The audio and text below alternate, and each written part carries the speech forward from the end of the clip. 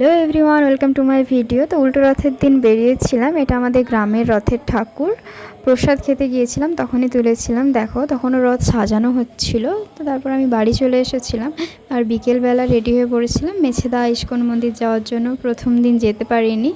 আর দেখো, গিয়ে দেখছি রথ তখন অলরেডি বেরিয়ে গেছে, রোডে অনেকটা চলে এসেছে। তো ওখানেই কিছুক্ষণ ছিলাম। তারপর ওখানে আমার এক বান্ধবীর সাথে দেখা হয়ে গেছিলো। আমরা সবাই মিলে ওখানে কিছুক্ষণ আরতি দেখছিলাম।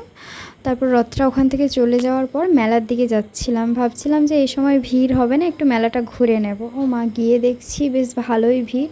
সবাই হয়তো ওটা ভেবেই মেলাতে গিয়েছে যে এই সময় ভিড় হবে না।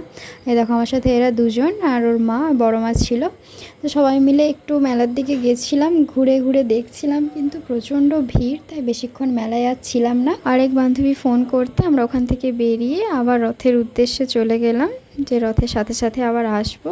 ওই দেখো আরেকজন, ওটা সায়নিকা। তো আমরা একসাথেই সবাই যাচ্ছিলাম। অনেক দিন পর দেখা ওর সাথে আবার।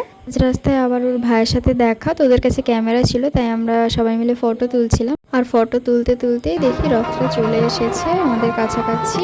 দেখতেই পাচ্ছ সবাই ভীষণ আনন্দ করছে। আমরাও আগে আগে এইভাবে যেতাম নেচে নেচে, এখন আর যাওয়া হয় না। প্রায় সবারই বিয়ে হয়ে গেছে, সবাই আসতে পারে না আর আগের মতো। আর দেখো, তারপর আমাদের এই বন্ধুদের সাথে দেখা। প্রসেনজিৎ আর সুনির্মল আছে এখানে, তবে আরেকজনের সাথে এখনো দেখা হয়নি, পরে দেখা হয়েছিল। আর এই দেখো, আমরা সবাই একসাথে থাকলে মোটামুটি প্রচুর আনন্দ হয়, মজা করতে থাকি।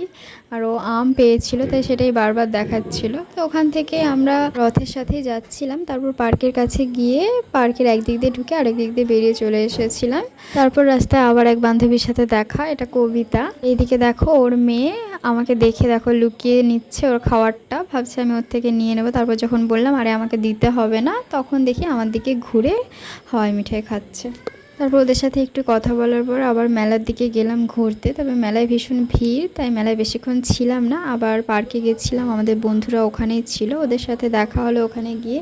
এই যে আরেকজন প্রণব, ওই সেখানে মিসিং ছিল, এখানে এসে দেখা হয়ে গেল।